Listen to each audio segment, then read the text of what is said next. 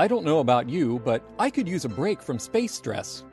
Instead of hanging out on the Oz-9, waiting for the ship to bump into the free-floating, undetonated apocalypse device from the shattered Oz asterisk, let's see what the group on Earth is up to.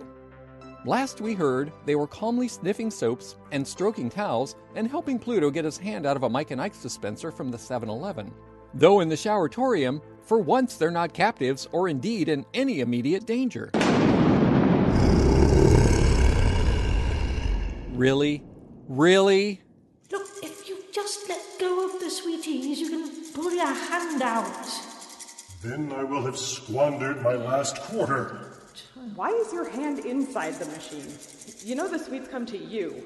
You don't have to go get them. 4 or 5 measly candies for 25 cents? Absurd. Such an exchange is not a sale, it's extortion. It's a quarter. A quarter. Say humans evolved from apes. I would call it more of a backslide. This from a guy with his hand stuck in a candy machine. Oh, for crying out loud. Hold still. Sweet release. My lady has saved me. Monkey Man, gather the sweets. What? No! I see one thither and another yon. Also hence. Know your other hence. I am not picking up candy from the floor of a giant bathroom. It's just not sanitary, hon. Very well. There are enough here to sustain me a while. Did you just refer to me by a term of sweet endearment? Are you really going to bring that ridiculous thing with you? Ditto. Watch it! Okay, as much as I'm enjoying all this playful bickering, I'm actually not. So could we possibly get on? I think. Get on with what? I'm out of ideas. There's nothing here. What about that sweatshirt? Yes, I've been thinking on that. And its unfortunate occupant. Now come along, Donna. This is exactly what I'm talking about. Every time I try to circle back round to that crispy garment, you distract me. What is it this time? Poseidon trapped by an air filter in a suburban swimming pool? Or perhaps Aphrodite got folded up in one of those vibrating hotel beds? No, she's right. I hear it too. Voices. Angry voices. Let's get out of here. Or... Where are you going? Get back here! Wait for me, else how may I protect you? Do you trust her? Well, I'd say not as far as I can throw her, but I've been doing some javelin training lately, and I've been working on crossover and delivery, so I suspect I could get some real loft and distance, you know? Yeah. I'm going to take that as a very British no. We're going after her, aren't we? We have to. We keep her in sight until we know exactly who she is and whose side she's on. Now, come on. They're not happy, Felonius. We're too close to fail now. Why are those fools still alive? Those fools are more resourceful than we thought, sir. Certainly a hell of a lot luckier. And our mightiest weapon is convinced one of them is the reincarnation of his wife. And that's going to make killing her a great deal more difficult. Shh! Pluto! They'll hear you. Idiot. Where are they now? Sudus says he saw them heading back to the tunnels. They know that's where it's all going down. Or at least where they're under Pluto's protection. Don't say going down, Felonius. You're entirely the wrong sort of villain. You're certain Pluto is unable to leave the tunnels? Huh? I'm pretty sure he's right here.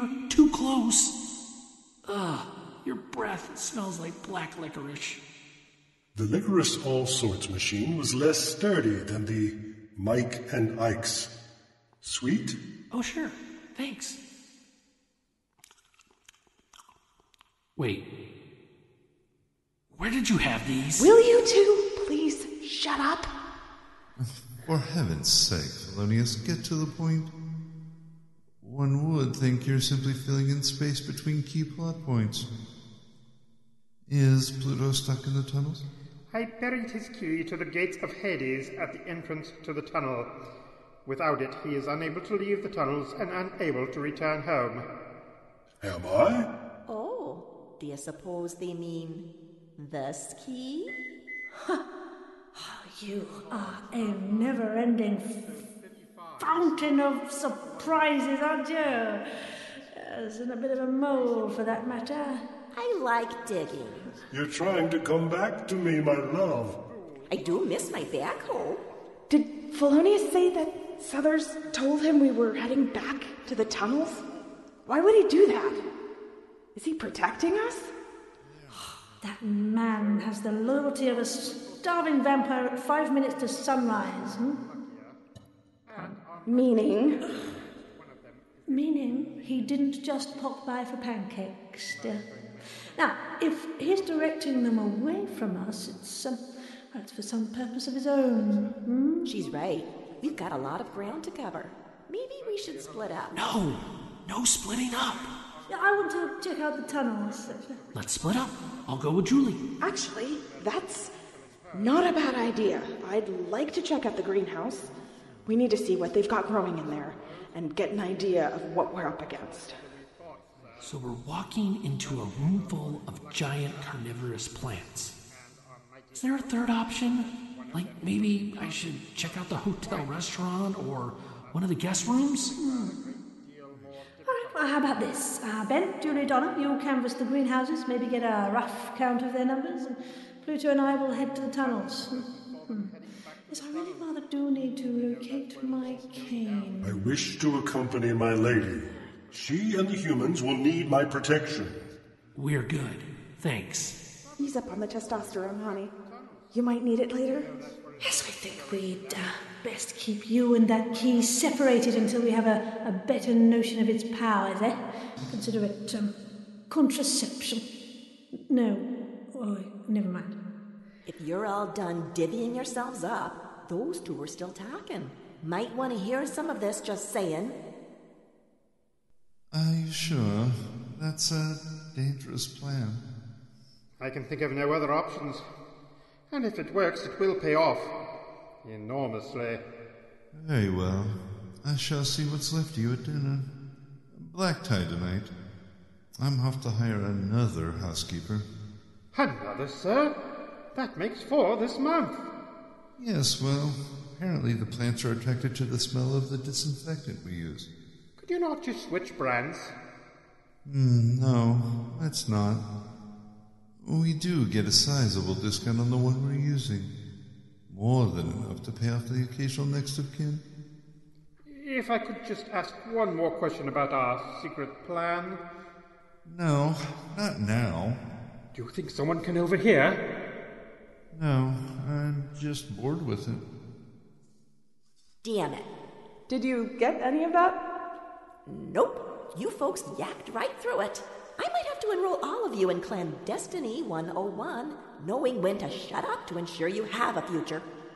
And where might one attend such a course? All right. The boys are gone, so it's me, Ben, and Julie to the greenhouses, and you two to the tunnels. My lady, perhaps we might have a moment in the sunshine. You hate sunshine. You know this of me. You see, you truly are my wife. Come back to me. You're the god of the underworld? It wasn't a big stretch. You're right, I am no fan of Saul, but I've been told my golden hue glows most alluringly in the full sunlight. Oh, sure. Why not? In Minnesota, we rarely get our full share of vitamin D, especially in the fall and winter. In fact, anyone north of 37 degrees latitude is probably at a higher risk of a deficiency, and we're at 41 to 47. Considering vitamin D controls moods... Well, that was convenient. I wanted a moment, Julie, just to tell you... That burned sweater, the crest, is NCCACEC, Donna's alma mater. You rather stole my thunder there, didn't you? Look, could we have this conversation outside? The smell of gold-dusted talcum powder is starting to clog my sinuses and possibly my sense of morality. Following the path taken by Pluto and Donna, Julie, Ben, and Mrs. Sheffield discover the lift that has allowed generations of powerful men to come and go from the showeratorium discreetly. The lift exits directly outside the resort via a door hidden beneath an ancient growth of vines. The door has never been discovered by non-members, though the persistent scent of lavender, crested peacock, honey, rose, and frankincense has led to stories that the ghost of famous French perfumer Iri Alexander lingers here.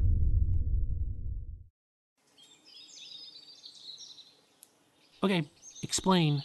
Why would they murder some random community college student? Oh, good Lord. I mean, is he typically this slow? Or did he give up half his IQ points for Lent? Look, I'm getting pretty tired of being called stupid. Really? Well, Julie loves you, I think, and that's what matters. Stop. Ben, we're thinking there's more to MCC-ACEC than just weird classes. All the spy stuff? Exactly. I checked out their course catalog on my phone and just listened to some of these. Tales from the Cryptology, Night of the Living Dead Drop, Ghoul Morning Vietnam. Oh, they're not exactly being discreet. What's the ghoul thing? Well, let's just say this. The real Clara Sheffield died in 1840 and is buried at St. Travis's in Painswivel, Gloucestershire. Sporotrichosis, apparently. Bless her. She did do a good line in baskets, so I've found. Was it she was a basket case? Can't remember. Moving on. Nope.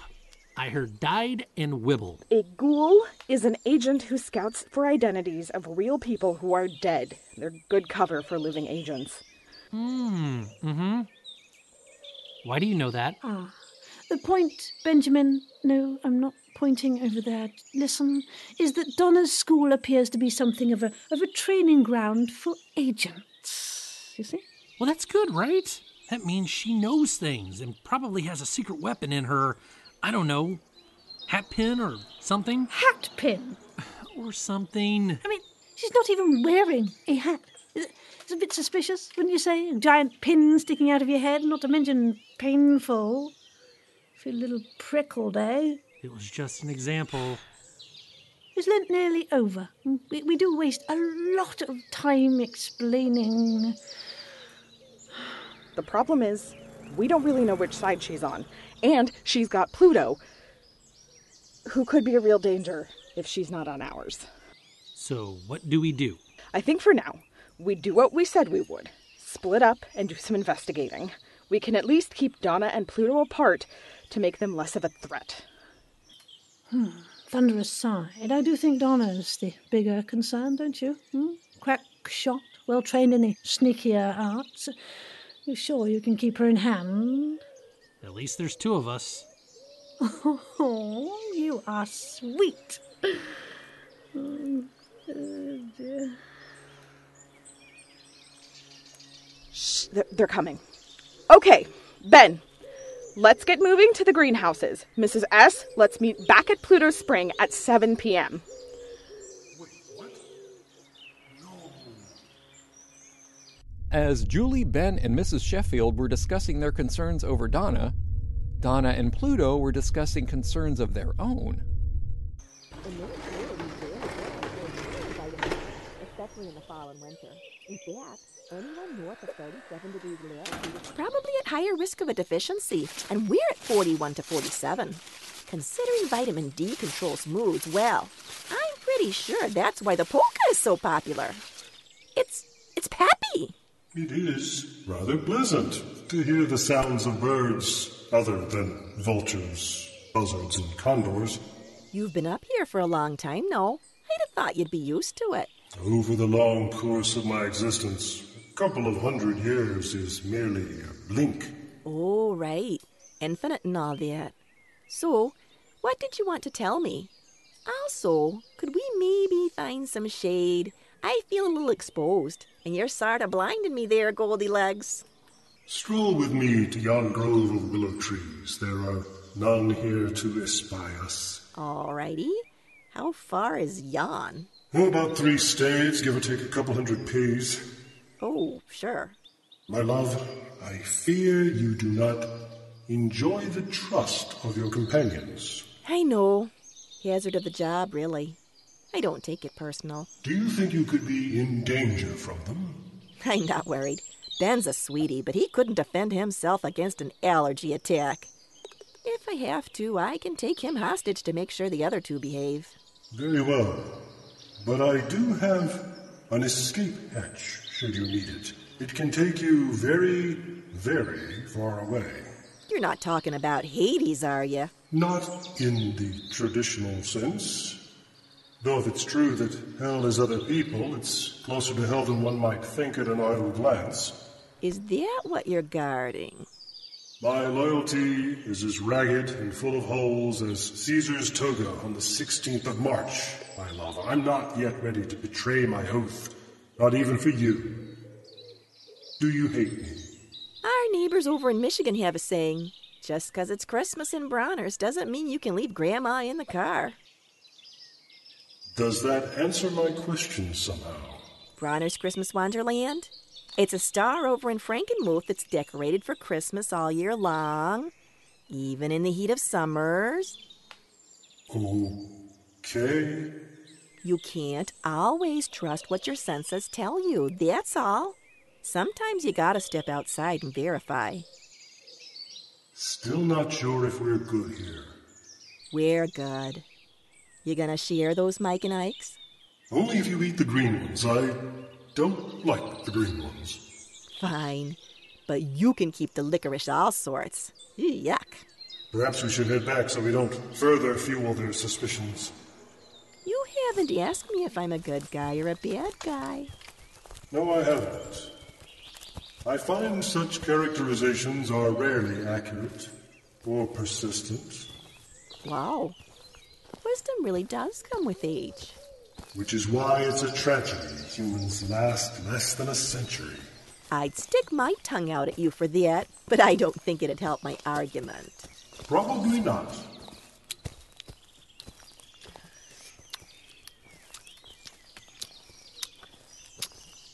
Would you like your key back? Or you could just move in with me. Move in? We're talking about Hades, not an apartment in downtown St. Paul. I've been to St. Paul. Hades is not that different. Maybe not quite as much suffering.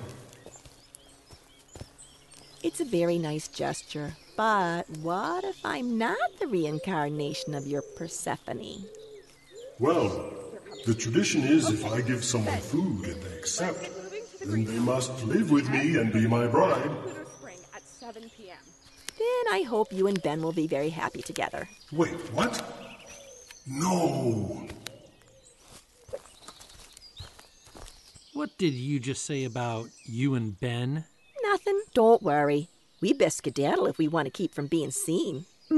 Right, and do remember we don't know where Felonius' plan is set to unfold, so keep your eyes and ears open and watch each other's backs. And fronts, and particularly any pointy bits. Eyes up for a full house. The group splits up.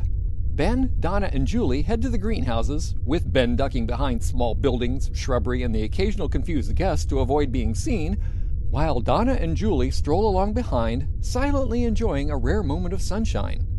For the moment, we'll leave them to their investigations to follow Mrs. Sheffield and Pluto.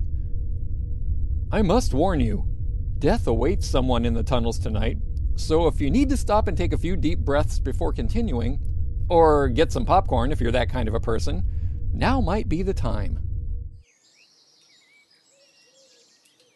Did you just shudder? Do you feel it as well? It? You mean the waft of pheromones from you and Donna? Worth a shudder, I'll say, though not from you. Death. Not the petite kind, as the French say. Oh la la. Your mind lives in the gutter, I think. Well, yes. Well, no, but it does have a summer house there. Yes. What are you sensing, exactly? I mean, we know there are dangerous creatures in those tunnels, but... Yes, and death is not an infrequent visitor here. Yes, isn't that you? I am the god of the dead. Right. Not the god of death. Not really seeing the distinction, really. I mean, death's a death, isn't it, really? I said, no, I've met a few. I do not bring death. I only control those whom death has already found. The bringer of death, Morta, roams these tunnels tonight. Ah, Morta, yes, I see.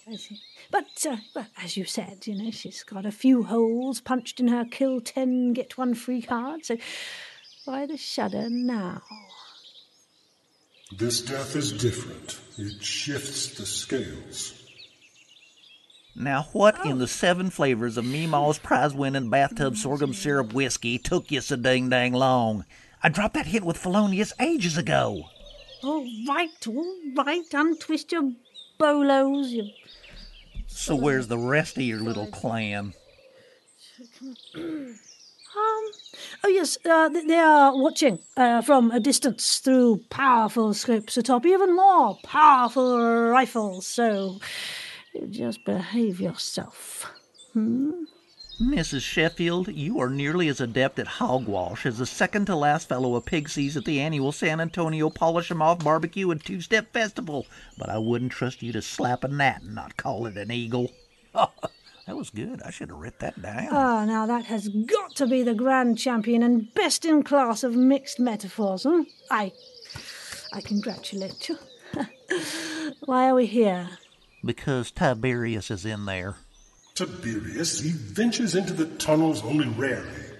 He's gone to tell the others. He would soon be bringing them a tribute. Tiberius? Well, first of all, how the hell does he tell them anything? Well, they finally figured out the plants aren't fond of pesto. They had one decent translator left, and they slather him up every time he has to communicate. Pesto? Oh, that seems oddly specific, doesn't it? I mean, is it the pine nuts, the basil? Perhaps the garlic.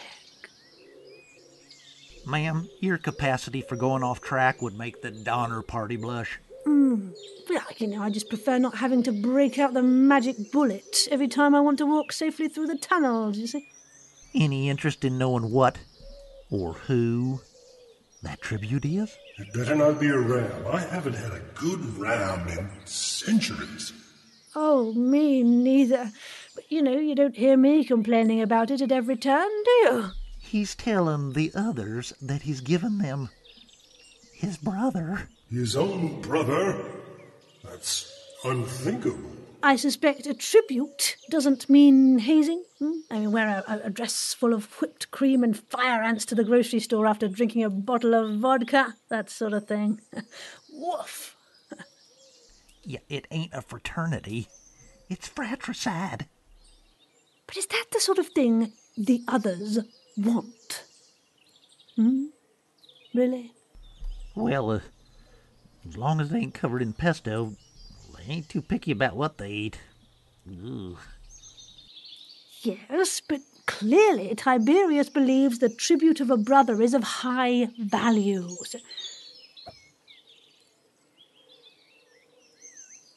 Should we go in?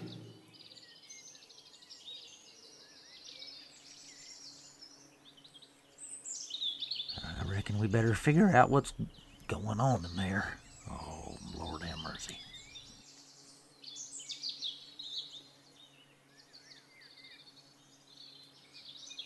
Yeah. Yes, I do have a cane to recover.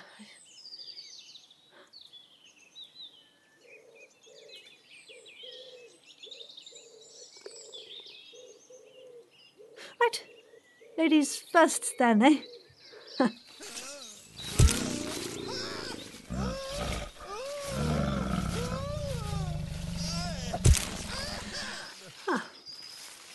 Yes, I would feel better going in full strength with all our team. Do you think? Seems like the wisest course of action to me. I worry that my lady love is vulnerable without me.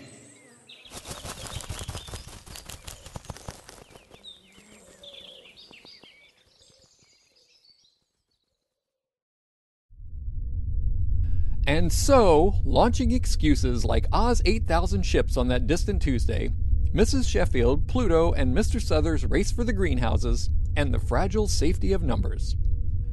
You've been listening to Sarah Golding as Mrs. Sheffield, Lee Shackleford as Pluto, Iri Alexander as Julie, Aaron Clark as Ben, Bonnie Brantley as Donna, Richard Cowen as Tiberius, Kevin Hall as Felonius, Eric Perry as Mr. Suthers, and me, Richard Nadolny, as your narrator.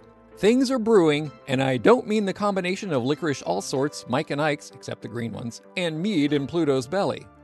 Until next time, Space Monkeys, narrator out.